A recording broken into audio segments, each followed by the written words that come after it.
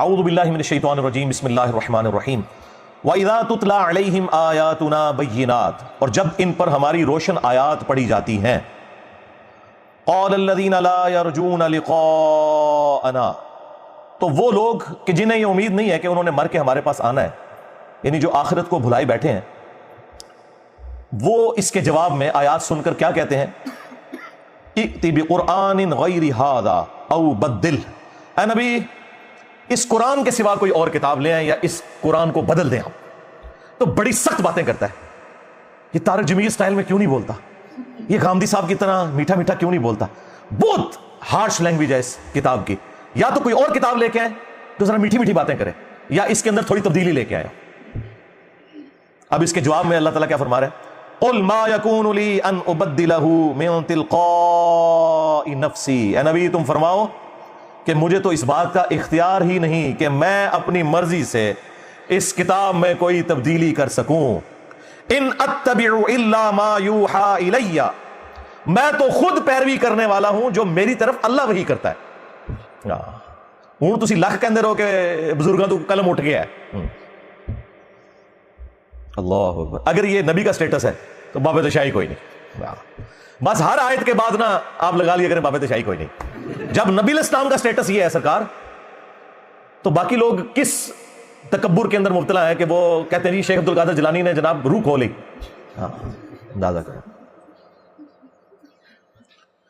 انی اخاف ان عصیت ربی عذاب یوم عظیم، میں تو خود ڈرتا ہوں اس بات سے کہ اگر میں نے بھی اپنے رب کی نافرمانی کی تو بڑے دن کا عذاب مجھے بھی آ پکڑے گا۔ ہاں جی،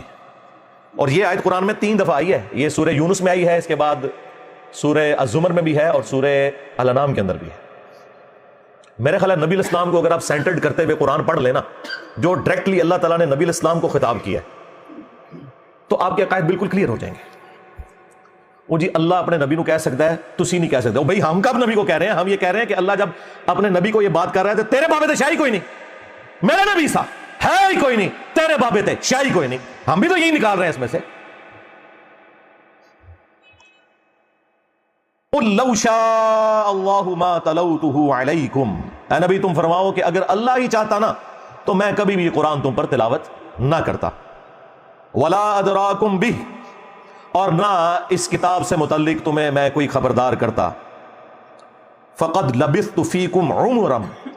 تو دیکھو میں نے اپنی عمر کا ایک اچھا خاصا حصہ تم میں گزارا ہے، من قبلہ، اس قرآن کے نزول سے پہلے۔ افلا تعقلون، کیا تمہیں عقل نہیں ہے؟ یعنی میری اعلان نبوت سے پہلے کی 40 سال کی زندگی اس کے اوپر گواہ ہے کہ میں نے کسی بھی شاعر کی شاگردگی نہیں کی، کسی فلاسفر کے پاس بیٹھا نہیں ہوں، اور اچانک میرے اوپر یہ کلام نازل ہوا ہے جس نے بڑے بڑے شعراء کو مجبور کیا کہ وہ اپنا کلام پھاڑ دیں، اور میرا کردار اس کے اوپر گواہ ہے کہ میں نے کبھی جھوٹ نہیں بولا۔ تو میں یہ کیسے کہہ سکتا ہوں کہ میں اللہ کا پیغمبر ہوں؟ تو یہ بات میں کوئی جھوٹا کلیم کر رہا ہوں، یقیناً میری طرف وہی آئی ہے تو جب ہی میں یہ بات کر رہا ہوں۔ نبی علیہ السلام کی اعلان نبوت سے پہلے کی زندگی کو بھی اللہ تعالیٰ نے کفار مکہ سے صادق اور امین کہہ کے منوایا، اور پھر آپ کی زندگی ایک کھلی کتاب کی طرح تھی، لوگ جج کر سکتے تھے کہ نبی علیہ السلام کی زندگی میں کبھی کوئی ایسا معاملہ نہیں رہا کہ جس کی بنیاد کے اوپر کوئی یہ کلیم کرے کہ نبی علیہ السلام نے یہ ایکسپرٹیز حاصل کر لی ہے۔ نہیں، وہ تو سورۃ العنکبوت میں آیا کہ اس قرآن کے نزول سے پہلے نہ تو آپ کتاب سے کوئی چیز پڑھ سکتے تھے، نہ اپنے دائیں ہاتھ سے لکھ سکتے تھے۔ اگر ایسا ہوتا تو یہ بات کافروں کو شک میں مبتلا کر دیتی کہ یہ کتاب آپ نے خود گھڑ لی ہے۔ یہ نبی علیہ السلام کا معجزہ تھا کہ آپ لکھنا پڑھنا نہیں جانتے تھے، ورنہ تو لوگ اعتراض کر سکتے تھے۔ تو یہ آیات الحمدللہ بالکل عقیدہ کلیئر کرتی ہیں کہ یہ کتاب نبی علیہ السلام نے خود نہیں لکھی، ورنہ اس طریقے سے گفتگو نہ ہوتی۔ دوسری آیت سورۃ القصص، سورۃ نمبر 28، آیت نمبر 86، وَمَا كُنْتَ تَرْجُو أَن يُلْقَى إِلَيْكَ الْكِتَابُ، اور اے نبی تمہیں تو کوئی امید بھی نہیں تھی کہ تمہاری طرف کوئی کتاب نازل ہوگی۔ یعنی نبی علیہ السلام اگرچہ پیدائش سے لے کر وفات تک اللہ کے حصار کے اندر تھے، گناہوں سے محفوظ تھے،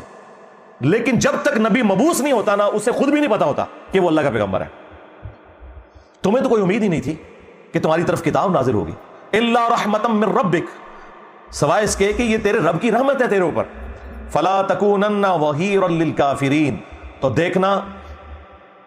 کافروں کی پشت پناہی کبھی نہ کرنا، ان کے مددگار کبھی نہ بننا۔ اب چونکہ اللہ نے تمہیں چن لیا اس کام کے لیے، اب تم نے کسی کی پرواہ نہیں کرنی، اللہ کی وحی کی پیروی کرنی ہے۔ یہ میں نے ایک انٹلیکچوئل ترتیب کے ساتھ، یہ ایمی نہیں کہ میں نے اٹھا لی ہے قرآن سے، اس پہ میرے گھنٹوں لگے ہیں کہ میں وہ کون سی کرٹیکل آیات ڈھونڈوں، پھر ان کو ایک ترتیب بھی دوں تاکہ آپ کو پورا مقدمہ سمجھ آئے۔ تیسری آیت سورہ الشورى سے، سورت نمبر 42 آیت نمبر 52، یہ بالکل اینڈ پہ جا کے آتی ہے۔ اللہ تعالیٰ نے انبیاء کرام کی طرف جو وحی بھیجی جاتی ہے اس کے مختلف موڈ ڈسکس کیے ہیں کہ فرشتے کے ذریعے وحی آتی ہے، دل پر القاء ہوتا ہے، یا پردے میں اللہ تعالیٰ گفتگو فرماتا ہے۔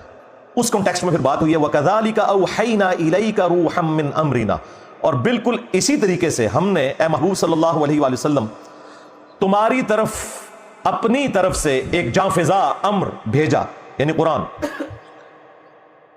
مَا كُنْتَ تَدْرِي مَا الْكِتَابُ وَلَا الْإِيمَانُ، اس قرآن کے نزول سے پہلے نہ تو آپ کتاب سے متعلق کوئی بات جانتے تھے، نہ ایمان کی تفسیرات کو آپ جانتے تھے۔ یعنی قرآن کے نزول سے پہلے آپ کو نہیں پتا تھا کتاب کے بارے میں بھی اور ایمان کی تفصیلات کے بارے میں۔ ایک تو ڈیٹم لیول کا ایمان ہے، وہ تو ہر پیغمبر پیدائش سے لے کر وفات تک اللہ تعالیٰ کے حفاظت کے اندر ہوتا ہے۔ وَلَٰكِن جَعَلْنَاهُ نُورًا نَهْدِي بِهِ مَن نَّشَاءُ مِنْ عِبَادِنَا، لیکن اللہ تعالیٰ اپنے بندوں میں سے جس کے لیے چاہتا ہے اس کے لیے یہ وحی کا نور جو ہدایت کا ذریعہ ہے وہ اللہ تعالیٰ اسے دکھا دیتا ہے اپنے پیغمبروں میں سے بھی، اور پیغمبروں کے ذریعے اللہ تبارک و تعالیٰ ہدایت کی بات ان کی امتوں تک پہنچا دیتا ہے۔ وَإِنَّكَ لَتَهْدِي إِلَىٰ صِرَاطٍ مُسْتَقِيمٍ، اور بے شک اے نبی تم سیدھے راستے کی طرف، ہدایت کے راستے کی طرف رہنمائی کرتے ہو۔ یعنی اللہ تعالیٰ نے قرآن کو ذریعہ بنایا نبی علیہ السلام کو اعلیٰ درجے تک پہنچانے کا، جو قرآن میں ہے وَوَجَدَكَ ضَالًّا فَهَدَىٰ، اے نبی ہم نے آپ کو اپنی محبت میں خود رفتہ پایا تو آپ کو ہدایت کے اعلیٰ ترین درجے پر پہنچا دیا۔ یہ اعلیٰ حضرت نے ترجمہ بالکل ٹھیک کیا ہے، یہ جو باقی وہابی لوگوں نے ترجمہ کیا ہے وہ بالکل غلط ہے، ان سے اوور لک ہوا ہے کہ نبی تمہیں گمراہ پایا، نعوذ باللہ، یہ الفاظ غلط ہیں۔ یہاں ضال کا مطلب گمراہی نہیں ہے۔ جب قرآن میں واضح آ گیا ما ضل صاحبکم وما غوا، تمہارے نبی نہ کبھی بہکے ہیں نہ کبھی بہرا چلے ہیں، تو پھر یہ ضال کا ترجمہ نبی علیہ السلام کے کیس میں کیسے یہ ہو سکتا تھا؟ اس کا اسلوب قرآن میں موجود تھا سورہ یوسف کے اندر، ان ابانا لفی ضلال مبین، ہاں بے شک ہمارے ابا جان یوسف کی محبت میں ڈوب چکے ہیں۔ ظاہر ہے وہ یعقوب علیہ السلام کے بیٹوں نے یہ تو نہیں کہنا تھا ہمارا ابا گمراہ ہو گیا، کافر ہو جاتے، ابا پیغمبر بھی تھا، اس کے صحابی بھی تھے، پیغمبر کی اولاد تھے، انہوں نے کہا یوسف کی محبت میں ڈوب چکے، تو وہاں پر ضلال مبین محبت میں ڈوب چکے ہیں، تو یہاں پہ بھی یہی ترجمہ ہوگا وَوَجَدَكَ ضَالًّا فَهَدَىٰ، اے نبی آپ کو ہم نے اپنی محبت میں خود رفتہ پایا تو ہدایت کے اعلیٰ ترین مقام کے اوپر پہنچا دیا۔ اسی کو سپورٹنگ وہ بخاری کی حدیث ہے جو حضرت عمر نے سیدنا ابوبکر کی خلافت کے دوسرے دن خطبہ دیا تھا، صحیح بخاری میں یہ حدیث موجود ہے۔ پہلے حضرت عمر ممبر پہ آئے، انہوں نے خطبہ دیا، پھر حضرت ابوبکر نے خطاب کیا، تو حضرت عمر نے اپنے خطبے میں کہا کہ چونکہ صحابہ کرام کے دل دکھی تھے آپ کی وفات کی وجہ سے، تو انہوں نے کہا کہ دیکھو اللہ تعالیٰ نے اپنے نبی کے لیے وہ پسند کیا جو ان کے لیے بہتر تھا، یعنی اپنے پاس بلا لیا، اور تمہارے لیے تمہارے پیغمبر نے کتاب چھوڑی ہے، اللہ کی کتاب، یہ وہ کتاب ہے جس کے ذریعے اللہ نے اپنے پیغمبر کو ہدایت دی، اور اب اس کتاب کے ذریعے تم بھی ہدایت حاصل کرو اور آگے اس کتاب کے ذریعے ہدایت والا معاملہ کرو۔ وہی جو قرآن میں آیا وَأُوحِيَ إِلَيَّ هَذَا الْقُرْآنُ لِأُنذِرَكُم بِهِ وَمَن بَلَغَ، اے نبی تم فرماؤ قرآن مجھے اس لیے وحی کیا گیا تاکہ اس قرآن کے ذریعے میں تمہیں بھی تبلیغ کر دوں، اور جس تک یہ کتاب پہنچ جائے وہ بھی اسی کتاب کے ذریعے تبلیغ کرے۔ تو یہاں آپ اگر کسی کو کہیں نا کہ نبی علیہ السلام کو ہدایت کا اعلیٰ ترین درجہ قرآن کی وجہ سے ملا، وہ کہتے ہیں آپ نے گستاخی کر دی ہے۔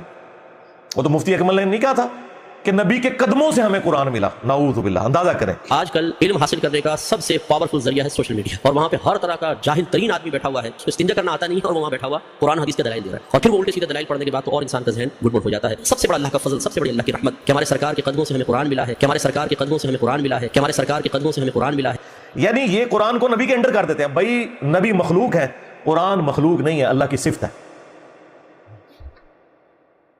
نبی کے قدموں سے قرآن ملا، اندازہ کریں۔ یعنی الفاظ کا چناؤ ان لوگوں کا دیکھیں، تو میں نے اس کے اوپر پوری گرفت کی تھی کہ یار نبی علیہ السلام کی شان بیان کرتے ہوئے جو کتاب نبی کی اعلیٰ ترین ہدایت کا ذریعہ ہے اس کو آپ نبی کے قدموں کے اندر کیوں ڈال رہے ہو؟ یار اللہ سے ڈر جاؤ۔ اچھا یہ مولوی آپ کو یہ تو کہتے ہوئے نظر آئیں گے کہ جی قرآن ڈائریکٹ پڑھنے سے بندہ گمراہ ہو جاتا ہے، قرآن و حدیث ڈائریکٹ نہ پڑھو۔ ان سے یہ پوچھو کہ یہی بات پھر ہم یہ کریں نعوذ باللہ من ذالک کہ نبی کے پاس بیٹھنے سے انسان گمراہ ہو جاتا ہے، تو کہیں گے توبہ توبہ توبہ توبہ توبہ، ہم کہیں گے ابو جہل نہیں ہوا، کہیں گے وہ تو اس نے خود نہیں قبول کیا نا، تو تجھے خود بھی نہ قبول کیتا قرآن و حدیث تو اس میں قرآن کا کیا قصور؟ جس طرح وہاں نبی کا قصور نہیں ہے نا کہ ابو جہل جو ہے وہ بے ایمانی کی موت مر گیا، تم لوگ جو ہے گمراہی کی موت مر رہے ہو، تو اس میں قرآن و حدیث کا قصور نہیں ہے، تم لوگ قرآن و حدیث کو اپنا امام ماننے کے لیے تیار ہی نہیں ہو۔